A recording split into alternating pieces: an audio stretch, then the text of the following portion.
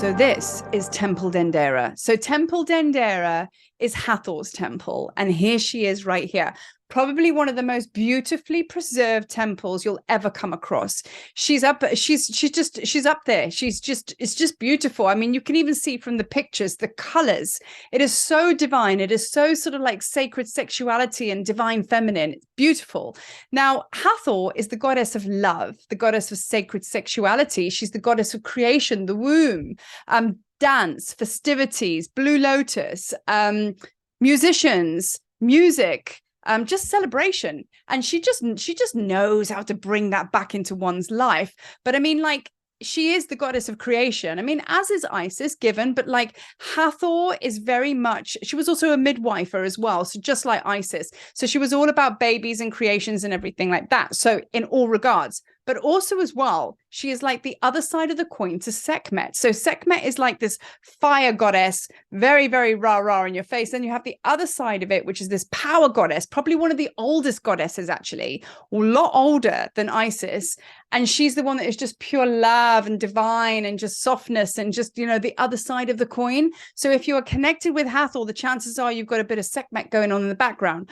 I'm primarily Sekhmet, but I have Hathor in the background as well. Now, this is the thing. When I started to put the tour together, where I started to travel to Egypt and started to feel that I needed to create the Tablets of Light, she came in like a freight train, and she was very, very much an integral part of the creative process of me bringing this portal through and sharing it with the world. Now, I had no idea how to put anything together. I didn't know. I mean, at the early stages, I'd only been to Egypt a couple of times. So she encouraged me to go back again and again and again.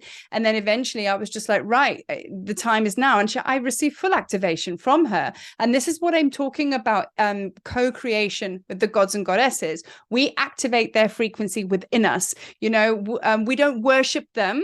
We acknowledge that they are us and we are them, and there is a oneness. And when you have that real respect for them, for you, and you kind of acknowledge that this frequency is within you, you are able to bring it online. And that's what the temples will do. Dendera is very powerful for that kind of like womb. Even if you're a guy, you're going to feel it, but like womb activation. And this temple is a very, very big temple, which is why I decided to actually take Abydos temple, the temple of Osiris, out and just keep the fullness of Dendera.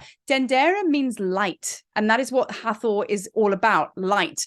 And when you see on the temple ceilings, you will see the depiction of you know, the rising of the sun, the setting of the sun, the stars. Even Cleopatra is featured in this very, very beautiful temple. And there are so many portals in here, and there are so many stargates. And where they used to celebrate in this temple was on the roof.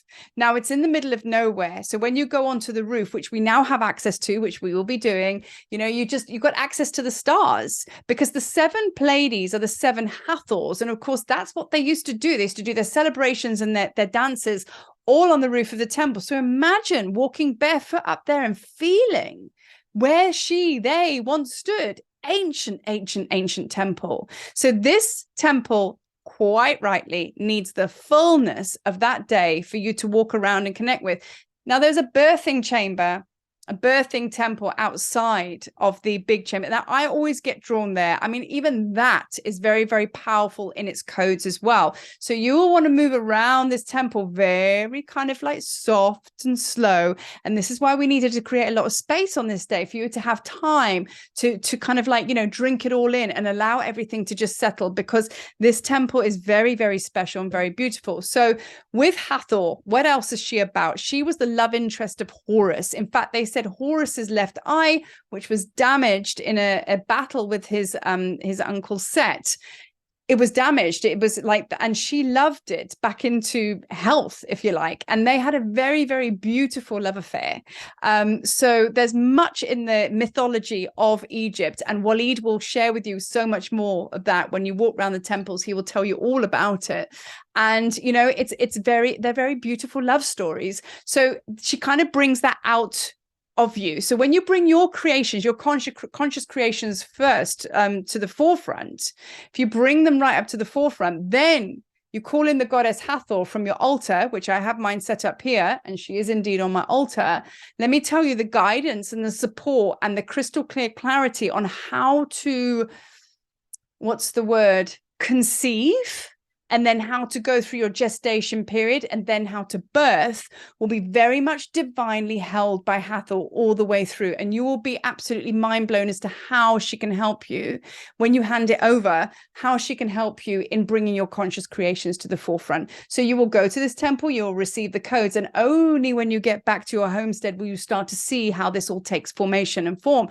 Every single person will actually receive a very powerful activation in this temple, or several. You can't not. So you're going to love Dendera. I cannot wait.